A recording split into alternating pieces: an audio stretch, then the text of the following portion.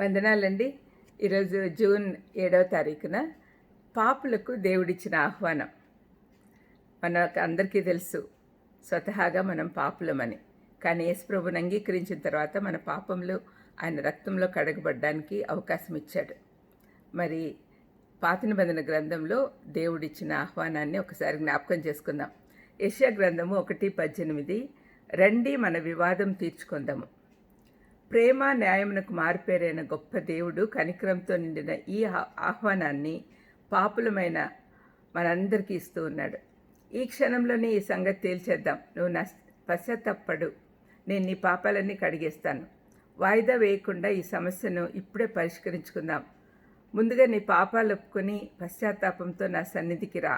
నీ పాపములు ఎంత ఎర్రనివైనను వాటిని కడిగి తెల్లగా మారుస్తాను అని దేవుడు మనతో చెప్పినట్లుగా అనిపిస్తుంది. ఈ ఆహ్వానాన్ని త్రోసిపుచ్చవద్దు దయచేసి. రక్తవర్ణము, కెంపు రంగు ప్రాచీన కాలంలో చాలా ఖరీదైనవి. ఎప్పటికీ వెలిసిపోని అద్దకపు రంగు. ఒకసారి ఆ రంగు మీ బట్టల మీద పడితే ఎప్పటికీ మాసిపోదు. పాపం అనే వెలిసిపోని రక్తవర్ణపు రంగుతో మీ ఆత్మ నింపబడి ఉన్నను పశ్చాత్తాపడినప్పుడు చిట్ట చివరిగా తీర్పు తీర్చే దేవుడు పాపాలను కడిగివేసి మన ఆత్మను హిమము లాంటి తెల్లని రంగుతో మెరిపిస్తాడు. మీరు సమ్మతించిన మాట వినిన ఎడల మీరు భూమి యొక్క మంచి పదార్థంలోనే అనుభవింతురు అని దేవుడు వాగ్దానం చేస్తున్నాడు. ఆయన మాట వినకపోతే తప్పక నరకానికి వెళ్తావు. కాబట్టి ఇప్పుడే ఆయన ఆహ్వానాన్ని అంగీకరించు. దేవుని యొద్దకు వెళ్ళుటకు కొన్ని షరతులు ఉన్నాయి. అవి చూద్దాం. దేవుని వాక్యంలో ఏం రాయబడిందో. మొదటిది, మిమ్మల్ని కడుక్కొనుడి, శుద్ధి చేసుకొనుడి. రెండవది, దేవునికి కనపడకుండా దుష్క్రియలు తొలగించుకోవాలి. మూడవది, కీడు చేయటం మానేసి మేలు మాత్రమే చేయుటకు నేర్చుకోవాలి. నాలుగవది, న్యాయము జాగ్రత్తగా విచారించాలి. దేవుడు అన్యాయాన్ని సహించడు. ఐదవది, హింసింపబడు వారిని విడిపించాలి. యేసుక్రీస్తు అదే చేశాడు. ఆరవది, తండ్రిలేని వారికి న్యాయం తీర్చాలి, దరికి తెచ్చుకోవాలి. ఏడవది, విధవరాండ్ర పక్షంగా వాదించి వారికి సహాయం చేయాలి.